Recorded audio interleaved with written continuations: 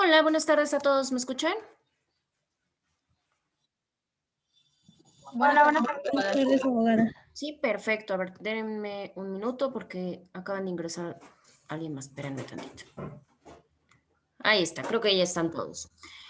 Bueno, vamos a retomar el tema que estábamos platicando la sesión pasada, la sesión del día miércoles de la semana pasada. Ya comenzamos a hablar acerca de los delitos financieros y vamos a hablar acerca de delitos bancarios, de delitos bursátiles, etcétera. Y bueno, dimos básicamente qué podíamos considerar o cómo podíamos describir o definir lo que es un delito financiero. Decíamos que iba a ser la conducta, esta conducta punible que como tal nos producía una ruptura en el equilibrio, ¿no? De lo que técnicamente era normal para que se pudieran desarrollar todas nuestras etapas de un hecho económico. La característica importante de esto es que los delitos financieros pues eran cometidos por personas que trabajaban o que dirigen las instituciones financieras. Dígase cualquiera, ¿no? Puede ser un banco, puede ser una bolsa de valores, una financiera, una cooperativa, una aseguradora, etcétera. Y en el caso de los delitos bancarios, no, los delitos bancarios pueden ser cometidos por cualquier individuo. Igual les comenté acerca de dónde podíamos encontrar como marco regulatorio que sancione este tipo de delitos. Hablamos un poquito de lo que fue el Código Penal Federal, algunas leyes especiales, porque ya es de característica especial. Y en cuanto a la parte de la competencia, decíamos que en la competencia lo importante era reconocer que la mayoría son delitos de competencia federal y que los atienden los juzgados o los jueces de distrito. Para poder atender a toda esta mecánica de delitos, para eso teníamos una materia especializada como rama del derecho y era precisamente el derecho penal financiero. Y claramente tenía su razón de ser, la naturaleza jurídica del por qué es necesaria esta materia, obedece precisamente a dos rubros importantes que, si mal no recuerdo, todavía alcanzamos a visualizar. Primero, pues obviamente por el gran volumen, porque se manejan grandes volúmenes de capital, digamos, en cuestión económica, y aparte, pues porque también se requiere una protección para todas las actividades de manera específica que se manejan dentro del sistema financiero, porque ya sabemos que hay inversiones, que hay depósitos de usuarios, etcétera. Y con esto también vimos que los delitos también tienen una clasificación muy puntualizada. Nosotros nos enfocamos a ver dos importantes, lo que era desde el punto de vista didáctico y desde el punto de vista dogmático. Digamos que retomamos un poquito acerca de lo que ustedes han visualizado en sus penales anteriormente y bueno, lo explicamos como empatándolo, viéndolo como dentro de esa materia. Posteriormente ya nos enfocamos a comenzar a hablar acerca de los tipos penales, hablando ya específicamente de los delitos bancarios. El primero que nosotros vimos era precisamente lo relacionado con la falsificación de cheques. Decíamos que la falsificación de cheques es cuando había de por medio una alteración química, ¿no? Que buscaba como tal quitar una parte o buscaba quitar la totalidad de lo contenido dentro del mismo documento. Pero no era el único tipo de delito, también alcanzamos a ver, si mal no recuerdo, acerca del esquema de kiting. Y decíamos que era una modalidad de fraude en la cual se utilizaban también estos documentos, que son los cheques, y se hacía la dinámica o se combinaba la dinámica entre el tiempo que se llevaba un depósito de un cheque y el momento en el que se presentaba para que se pudiera pagar por el banco. Y si el banco no constataba y no ponía los filtros para poder anticipar que ese documento, más bien que esa cuenta se iba a quedar sin fondos, pues era muy probable que lo pagara. Por eso hemos visto que ahorita, bueno, ya tenemos mucha dinámica, mucho chequeo en cuanto a la parte de tener que garantizar que pues esto no ocurra, ¿no? En cuanto al kiting. Siguiendo con la parte de la falsificación, todavía hablamos un poquito acerca de la alteración. La alteración hablábamos de que se podía dar también utilizando algunos químicos, algunos solventes. Decíamos que se han utilizado varios, ¿no? Uno de los más efectivos es la acetona. El líquido para frenos también tiene unas propiedades, vamos a decirlo así, o unas dinámicas que ayudan a poderlo, digamos que a poderlos quitar, ¿no? No es el único, también hablábamos de los removedores de manchas, hablábamos hasta de los líquidos de freno, etcétera. Sin embargo, si lo que se hacía como tal era hacer o borrar la información completa, entonces ahí pues ya estábamos hablando de una figura que se conoce, digamos que dentro del algor delincuencial bancario como un lavado de cheque, ¿no? Porque ahí el documento no es falso, el documento, el papel es verdadero, pero la información es falsa. A comparación de la falsificación, en la falsificación hasta el papel es falso. Si mal no recuerdo, ahí fue donde nos quedamos el día miércoles. Les voy a proyectar para darle continuidad a nuestro tema. Espérenme tantito. Ahí está, creo que ya aparece. Bueno, y en ese era el que estábamos platicando. El siguiente que vamos a ver o la siguiente modalidad que vamos a ver también pertenece a la gama o al catálogo de los delitos bancarios y también suele ser recurrente, sobre todo por las figuras que se encuentran dentro de este. Y son los fraudes que se dan con cuentas nuevas.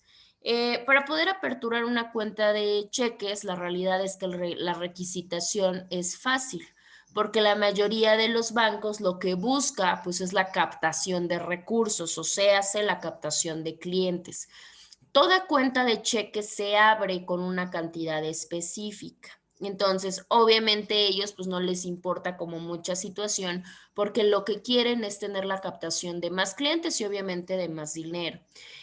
Acá tenemos la problemática porque precisamente los documentos de identidad con los que se puede presentar esta modalidad pues pueden ser falsificados. Muchas de las veces lo que se hace es aperturar cuentas y con estas cuentas se establece un bajo perfil de riesgo, o sea, hace cantidades menores. Ya con esto, pues obviamente el delincuente defraudador pues puede llevar a cabo un sinfín de actividades diferentes, o sea, muchos esquemas de fraude. Desgraciada o afortunadamente, bueno, más desgraciadamente, la dinámica delincuencial es brillante. Siempre están buscando maneras y mecánicas para poder llevar a cabo pues cierto tipo de conductas delictivas y la problemática pues es que el cuerpo financiero no tenía la situación de ponerse por delante de los delincuentes, o sea, pensar como ellos para poder evitar cierto tipo de conductas. Les voy a poner un ejemplo práctico del cual yo tuve el conocimiento de manera directa. Eh, la dinámica era la siguiente, lo que se hacía era utilizar, aperturar cuentas específicamente como si fueran cuentas de ahorro, en las cuales se utilizaban como cuentas de aterrizaje. ¿Qué quiere decir esto? Vamos a poner el ejemplo. Yo les digo a su compañero, no sé, a su compañero Aldair, a su compañero Arturo, a su compañera Esther, y yo les digo, ¿saben qué? Miren, yo les voy a proporcionar una cantidad para que ustedes aperturen una cuenta, ¿no? Una cuenta con su nombre, con sus datos, etcétera. Cuando esto pasa, la persona que obviamente hacía este esquema tenía contactos interesantes, contactos altos, que lo que se encargaban era de hacer tres cosas importantes, o por lo menos dos más relevantes que fueron las que se pudieron comprobar técnicamente, porque fue muy difícil. Una de ellas era utilizar cuentas que ya tenían registro, pero eran cuentas que estaban inutilizables desde hace muchos años, probablemente porque las personas, los usuarios, ya estaban muertos. Entonces ese dinero probablemente nadie se enteró, ningún familiar fue a reclamar ese dinero y ese dinero se quedó prácticamente congelado, pero no congelado porque pues no había ninguna determinación judicial, o sea, se quedó frenado. Sacaban ese dinero de esas cuentas, las rastreaban, las encontraban y ese dinero lo iban transfiriendo a otras cuentas, en este caso la de sus tres compañeros. Esa era una. La otra, bueno, se manejaba la tentativa de que probablemente era para una situación de lavado de dinero. O sea, que se hablaba de manejo de recursos de procedencia ilícita y que la manera de poderlo dividir y de poder sacarlo, trasladarlo y sacarlo de los bancos era así, o sea, dividiéndolo, ¿sale? Y no les di, bueno, ahorita les puse el ejemplo de tres, pero eran muchísimas cuentas. Esto se puede hacer, por supuesto, porque las personas que se presentaban, vamos a poner el ejemplo, yo le digo a su compañero Arturo, ¿sabes qué, Arturo? A ti te van a depositar 100,000 pesos. Tú no vas a hacer nada, tú solamente vas a ir, los vas a sacar y yo te voy a dar una determinada cantidad nada más por eso. O sea, al final de cuentas, pues tú no tienes ninguna responsabilidad ni nada.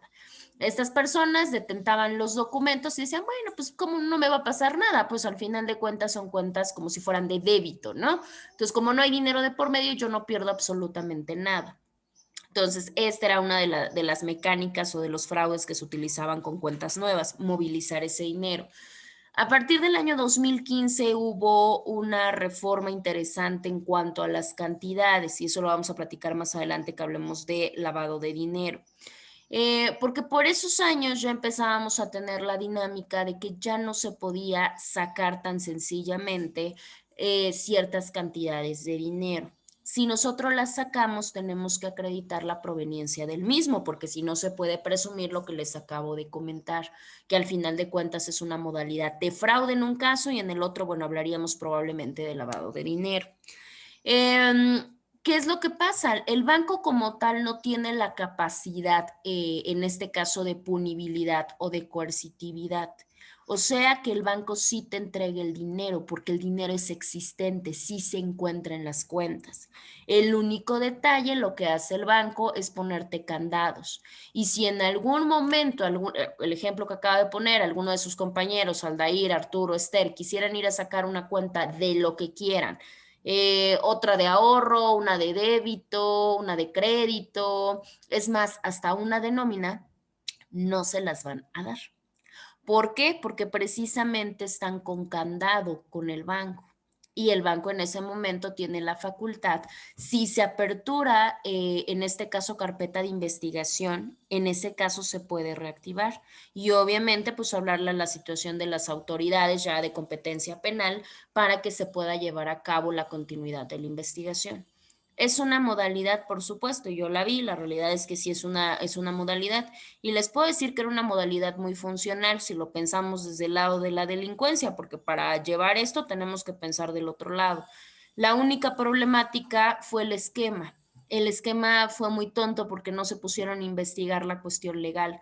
Si ellos hubieran sacado más cuentas o hubieran diferido los depósitos en más tiempo, en más personas, en menos cantidad de dinero, no sé, se me ocurre 50,000 pesos, 60,000 pesos, no hubiera dado el problema. Pero como empezaron a hacer las...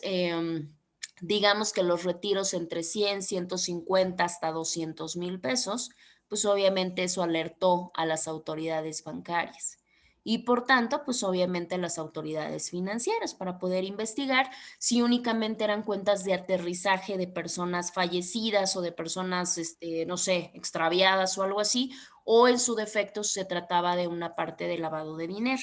Entonces ahí les puedo explicar, es una modalidad que sí se ve y que sí era un tipo de esquema dado bajo esta modalidad de fraudes con cuentas nuevas. Y les voy a comentar, el problema muchas de las veces, pues no fue tanto la situación del esquema de manera general, sino porque una persona, una de las personas que estaban involucradas en la problemática era una persona joven que obviamente le dio como que la situación de no saber qué hacer. Su mamá se percata de la situación que, pues que el chico tenía una tarjeta y que bueno, era una tarjeta de débito, el chico era mayor de edad, pero tenía 18 años. Entonces la señora dice, a ver, ¿cómo me estás diciendo que estás sacando estas cuentas si tú no tienes dinero, no tienes trabajo, no tienes nada? El chico entra en pánico, ¿no? Y le dice, no, es que se le ocurre decirles que me están obligando. Me obligaron a sacar una cuenta para retirar cierta cantidad de dinero y me dijeron que si no lo hacía te iba a pasar algo a ti. Cosa que no era cierta porque fueron varios involucrados y a todos se les interrogó. No era cierto, o sea, el chavo le iban a dar una lana para sacar precisamente esa cantidad de dinero, pero le ganó el vértigo y la persona, pues obviamente la señora, va, interpone una denuncia y le dicen al chico, obviamente los policías investigadores le dicen, ¿sabes qué? Sí, dile que sí vas a ir a retirar el dinero. El chico habla con estas personas, les dice, sí, sí voy a ir a retirar el dinero. Obviamente, pues ya los policías ya estaban bajo esta situación del operativo por la denuncia y cuando llegan a la entidad bancaria están esperando al chico para hacer el intercambio, digamos, de comisión y de dinero y en ese momento pues es cuando llega la policía y bueno, es cuando comienza la carpeta de investigación. Entonces, ¿cómo se pudo manejar? Bueno, pues también, ¿no? Digo, creo que ahí fue muy, muy tonta la mecánica, pero si a mí me preguntan, pues es una muy buena, digamos que modalidad de fraude. Bueno. Tenemos el siguiente tipo penal que tenemos dentro de la cuestión de delitos bancarios, materia financiera, tenemos el robo de identidad financiera. En el caso del robo de identidad financiera, es uno de los delitos más, digamos que más comunes, y no solamente en nuestro país, de manera general. Y desgraciadamente, a contrario censo de pensar que se va eliminando por muchas mecánicas, pues en gran parte de lugares va creciendo, obviamente por la misma situación de perfeccionamiento. ¿A qué se refiere el robo de identidad financiera? Única y exclusivamente a que estas personas lo que hacen es apropiarse de la identidad de una persona. ¿Y lo hacen para qué? Pues lo hacen para poder acceder a cierto tipo, no solamente de dinero, o sea, no solamente de poder obtener recursos, sino también poder obtener pues hasta créditos o algunos otros beneficios en nombre de otra persona. O sea, literalmente se hacen pasar por otra persona. Hay que tener mucho cuidado porque luego tenemos acá la problemática de los homónimos. Los homónimos son un problema y el robo de identidad también. Desgraciadamente, el robo de identidad financiera, gran parte de las veces no se da necesariamente por una obtención, ¿cómo les explico? O sea, necesariamente por un robo. Muchas de las veces se da por un descuido. ¿Cuántas personas o cuántos de nosotros no hemos perdido credenciales de lector? ¿Cuántos de nosotros no hemos perdido identificaciones oficiales? Muchos. Y lo único que hacemos es de que la perdí o verdaderamente me asaltaron, se llevaron mi cartera, mi bolsa, no sé.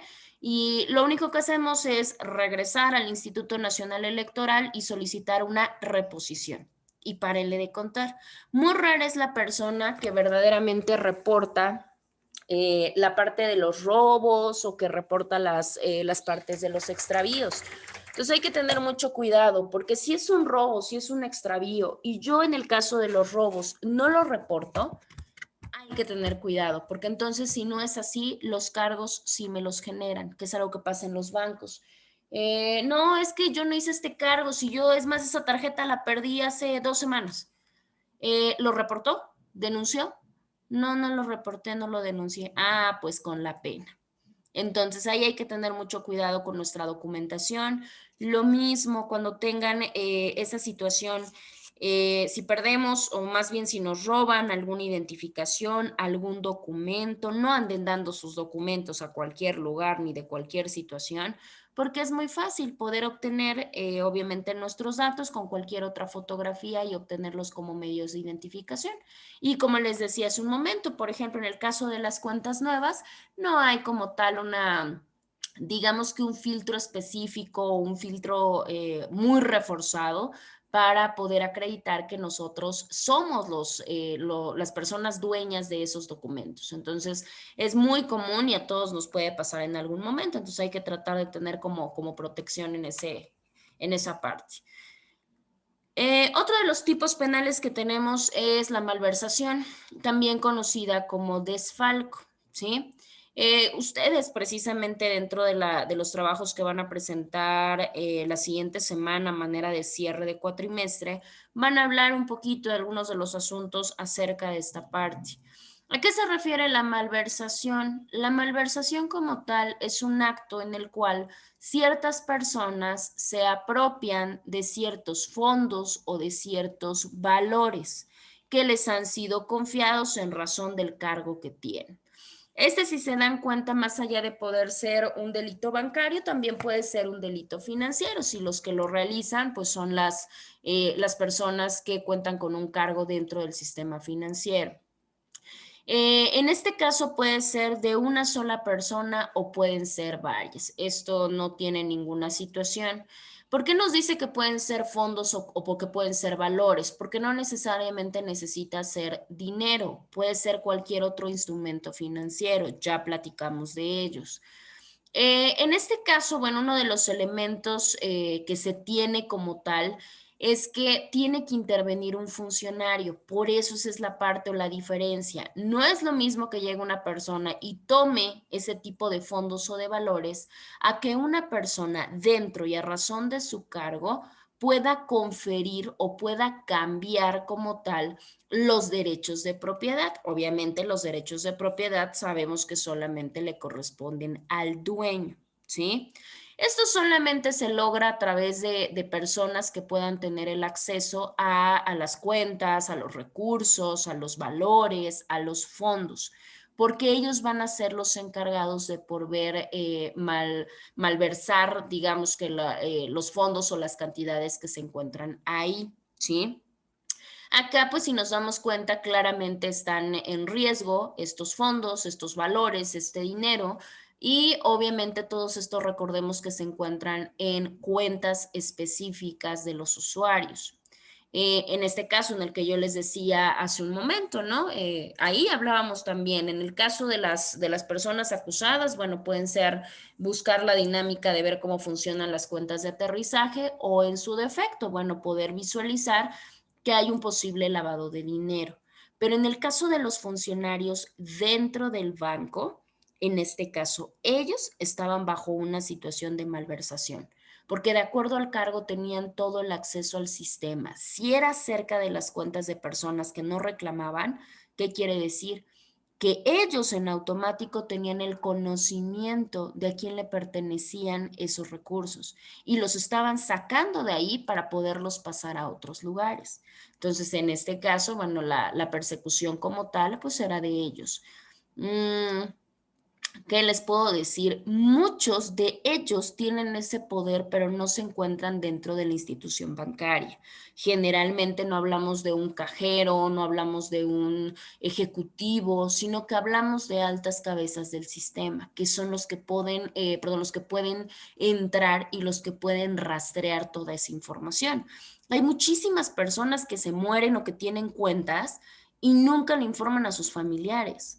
O sea, nunca les informan o tienen ahí dineros en cuentas de ahorro que fue creciendo, y la verdad es que las personas nunca les dicen, o son personas solas que pues no tienen a quién comunicarle ese tipo de cosas, o es más, la familia sí tiene el conocimiento, pero dice, ay, es que la verdad es que mi familiar, yo me acuerdo que tenía una cuenta, pero nunca nos dijo ni de qué banco, o creo que ya sé en qué banco es, pero no me dejó ningún documento.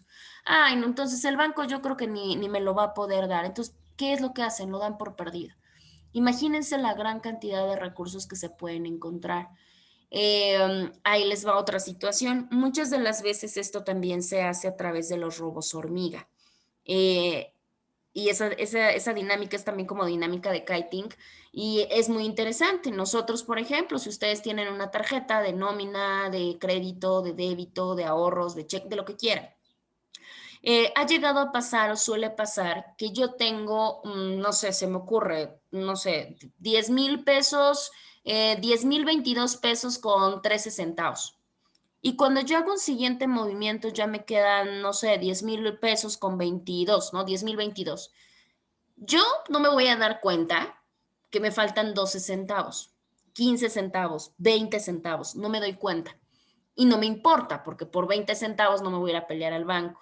Pues sí, el detalle es que así como yo, 80 o 50 millones de personas más de todas las instituciones bancarias pueden pensar lo mismo. Y si nosotros hacemos el conteo de esa cantidad por el número de personas, por cierto tipo de movimientos interbancarios que se realizan las 24 horas del día, imagínense las cantidades multimillonarias que existen en esas cuentas.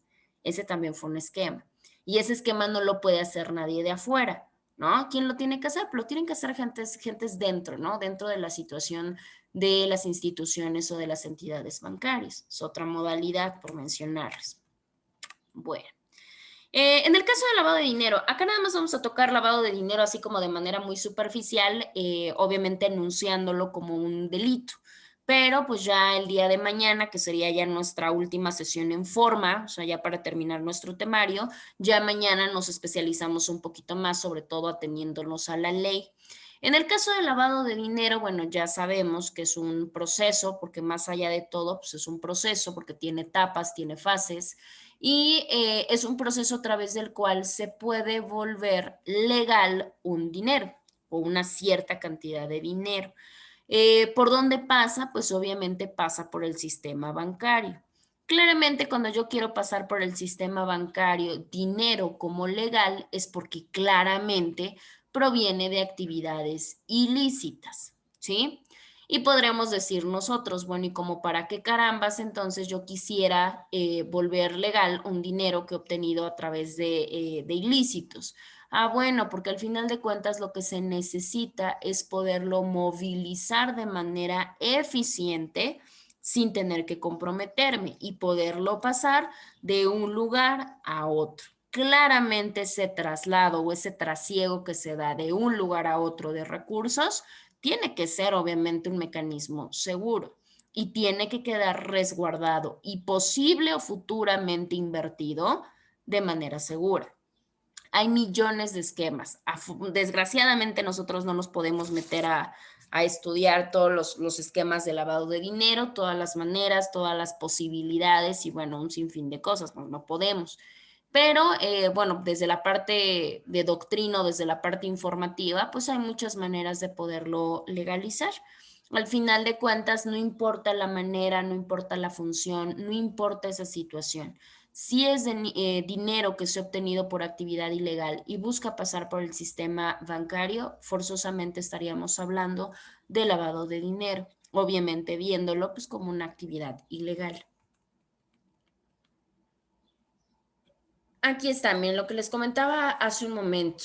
Hay muchos esquemas que se han buscado perfeccionar, no solamente para lavarlo, ¿no? De manera coloquial, ¿no? Para poder, ¿por qué se dice lavado? Porque pues técnicamente o equipararon, hicieron la analogía de que pues son fondos sucios, ¿no? Es dinero sucio y lo queremos pasar a limpio. Obviamente para eso decíamos que es un proceso. ¿Por qué? Porque se han tenido que hacer diferentes estructuras que le brinden ese soporte, porque pues no van a pasar por este proceso 100 pesos, ¿verdad? Van a pasar millones de pesos o en su defecto de dólares. Ustedes ya me lo van a explicar cuando me den sus asuntos prácticos. Obviamente por eso las estructuras se han tenido que modificar y se han tenido que volver fuertes para poder pasar los filtros y para poder llegar pues obviamente a su destino de la mejor manera. En este caso podríamos decir nosotros, bueno, pero en este caso, ¿cómo yo como banco, o sea, yo qué implicación tengo? Porque al final de cuentas, pues es un problema para la persona que está cometiendo las actividades ilícitas y para la persona que quiere limpiar el dinero. Pero el banco, ¿qué? O sea, el banco no son sus recursos. Al contrario, el banco está recibiendo bastantes recursos. Entonces, como que qué riesgo me implica para el banco. Ah, bueno. El riesgo, la problemática para el banco es porque precisamente pueden caer o pueden exponerse por una situación de complicidad y con eso, con una violación de los mismos requerimientos que nos ofrece la ley del secreto bancario. De hecho, esta va a ser su tarea, ya creo que su penúltima tarea, si no es que última. Van a leer un poquito acerca de la ley del secreto bancario. Nada más van a dar como una ojeada y van a anotar las partes que ustedes consideren importantes. Háganlo a través de un mapa o háganlo a través de un cuadro. Lo único es que lleve pues una secuencia lógica. Esto más allá de todo, pues es información para ustedes y obviamente pues funciona como un rubro más para calificar la plataforma. Ya ahorita platico de eso, creo que ya nos falta una pestaña. Y bueno, esa sería la implicación, ¿no? La implicación que podía tener. Bueno, ¿en qué semana estaría, disculpa? Ah, bueno, ahorita les digo. Pues creo que ya es la penúltima. A ver, déjenme checar a ver si tengo abierta su plataforma. Si no, ahorita la abrimos. No, no la tengo abierta. Denme un segundo y ahorita la aperturo. Ay, Dios. Aquí está.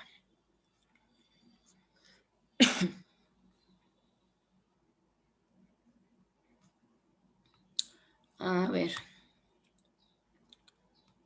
Según esto, nosotros, bueno, su última semana, de hecho, si la pueden ver acá, es donde dice ordinario, ¿sale? En el ordinario, pues como su nombre lo dice, ahí vamos a encontrar nuestro examen.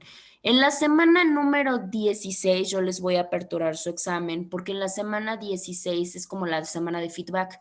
Entonces en esa semana va a quedar cargado el trabajo que van a presentar la siguiente semana. ¿En ¿Sale? cuál no escuché bien, perdón? No es ¿cuál? ¿De qué o qué? Para el trabajo.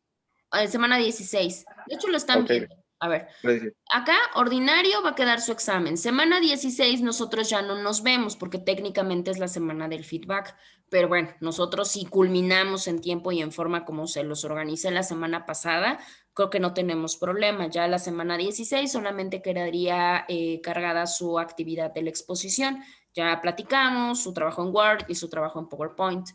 Técnicamente nosotros la semana pasada vimos esta. Si se pudieron percatar, no les dejé tarea de nada de aquí, entonces no hay problema. Ahorita las dos que vamos a hacer van a ser estas, ¿sale? Aquí en delitos bancarios, ahorita les aperturo el espacio, ahorita que terminemos, acerca de la tarea que les acabo de dejar, que es la ley de secreto bancario, ¿sale? Y ya mañana, que es nuestra última sesión, les voy a decir algunas cosas de lo que es lavado de dinero. Obviamente, esta, la de delitos bancarios, quedaría para mañana. Pues más, digo, si no es tan grande, no es tan larga, no es tan extensa, y podemos ponerla acá. Y ya en el caso de lavado de dinero, si les dejo tarea el día de mañana, ya sería hasta para la siguiente semana. ¿Sale? Ya con eso nosotros estaríamos culminando sin mayor problema tanto la plataforma como nuestro temario. ¿Sale? A ver. Va, o sea que ahorita no hay tarea, solamente a ver si mañana. No, ahorita tienen la de ley del secreto bancario. Esa es la que van a hacer. ¿Sí? Ley del secreto bancario, ahí tienen, ahorita les aperturo el espacio ahorita que terminemos y ya mañana ya les dejaría alguna tarea para la siguiente semana, que es en la semana o en la pestaña de lavado de dinero y ya con eso, ¿sale? Ay, Dios, ¿dónde está? Mm.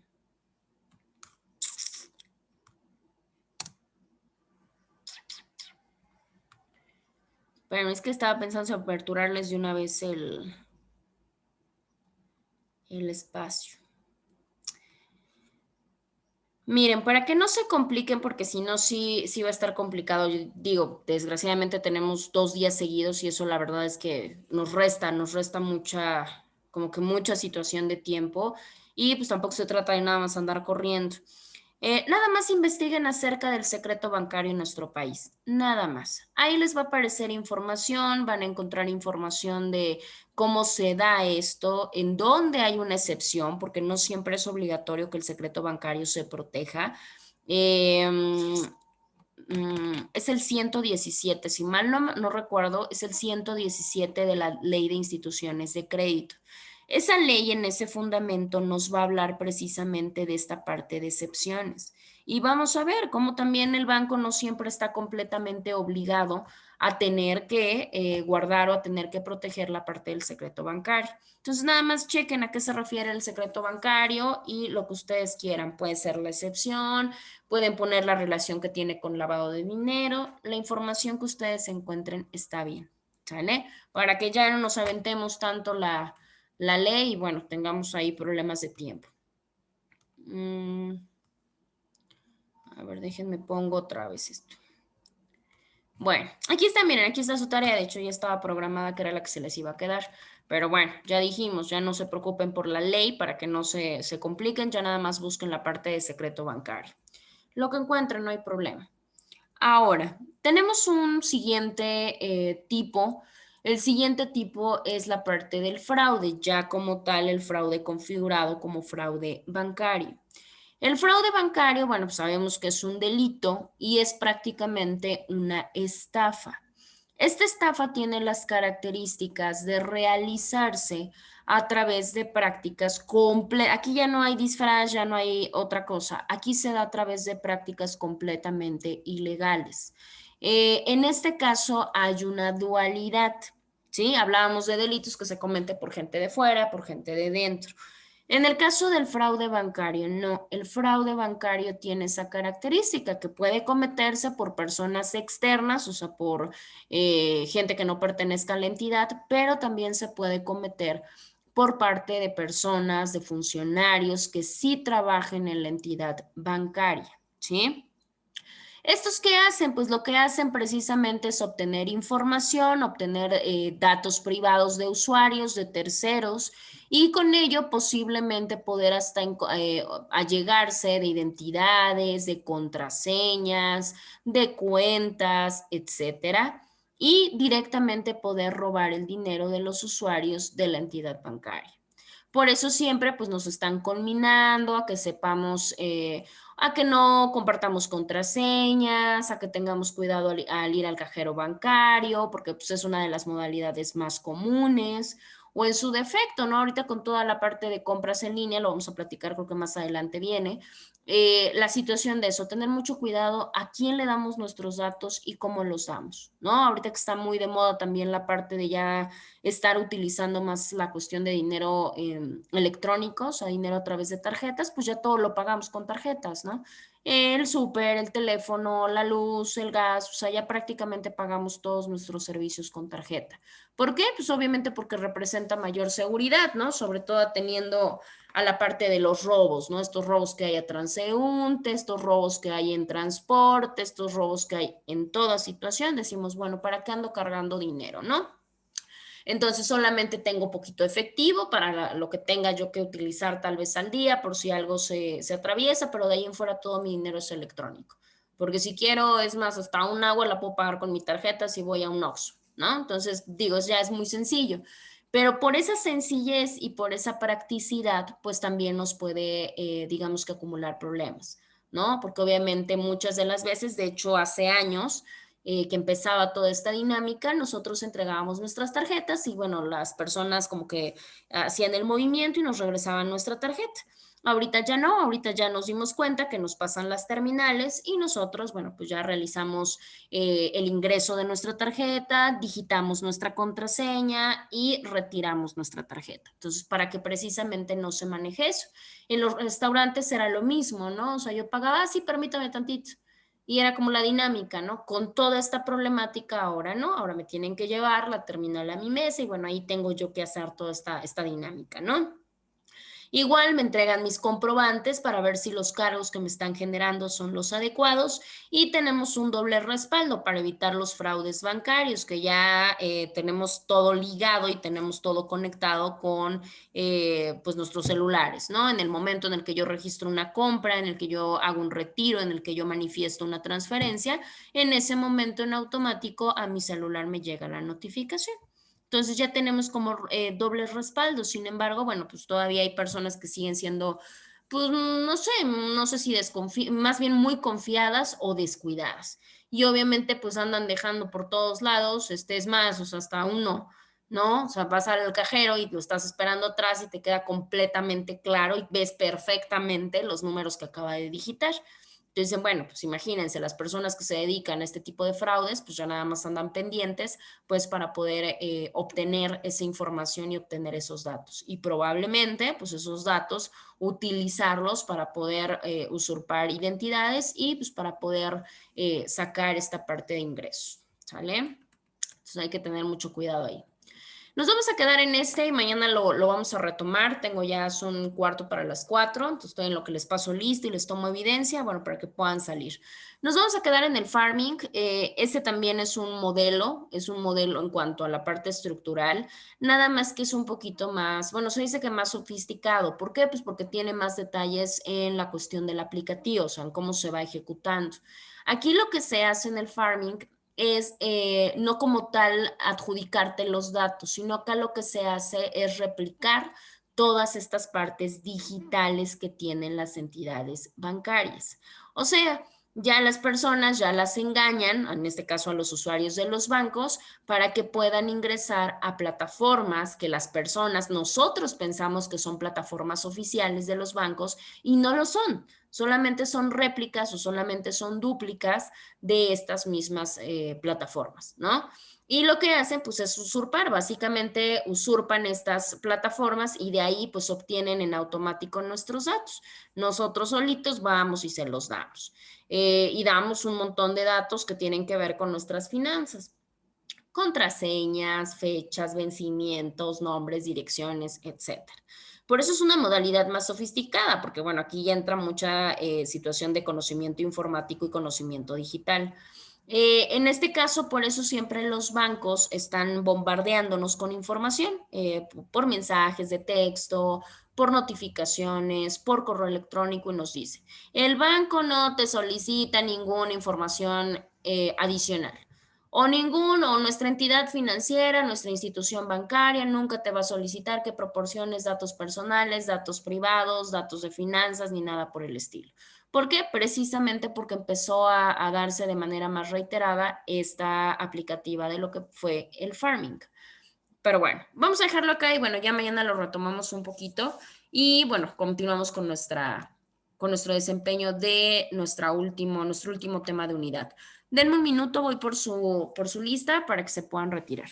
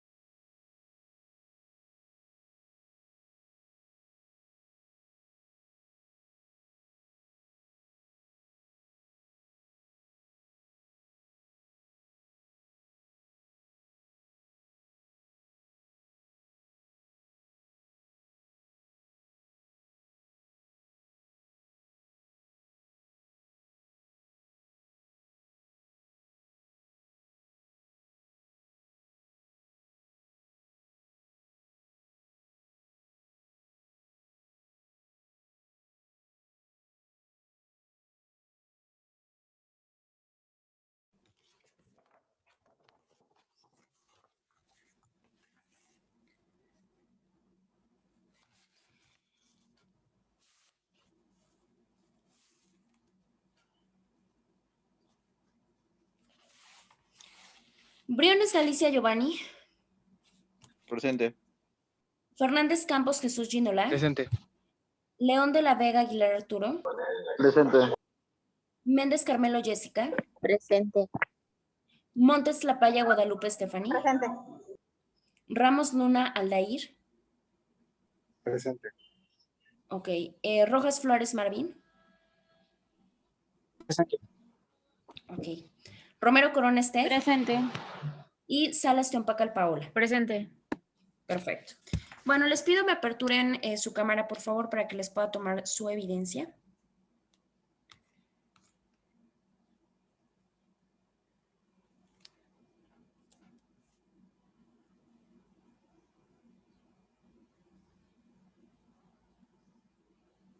Perfecto, muchachos, muchas gracias. Pues cuídense mucho y nos estamos escuchando el día de mañana. Hasta luego, abogada. Hasta luego, cuídense mucho.